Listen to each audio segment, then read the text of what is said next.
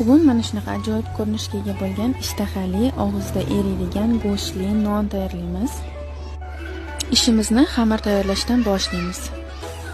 Idishimizga suv va sut solib, tabga ko'ra tuz solib, yaxshilab aralashtiramiz.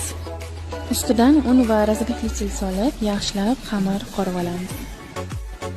Tayyor xamirimizni 4 bo'lakka bo'lib, salafanga solib, chetga olib qo'yamiz dam oldirishga.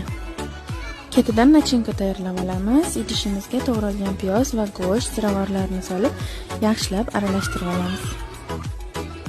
Endi xamirimizni yoyib olamiz, yupqa qilib va ustidan eritilgan sariyog' surtib olamiz. Hamma joylariga teng qilib surtib chiqamiz.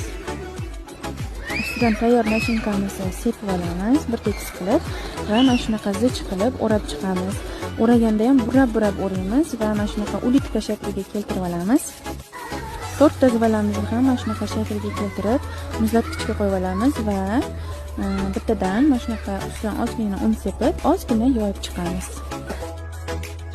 Tayyor nonimizga ustiga tuxum sarig'i surtib, duxovkaga yuboramiz. Qarabsizki, nonlarimiz tayyor bo'ldi. Juda ham ishtahali va mazali. Albatta tayyorlab ko'ring.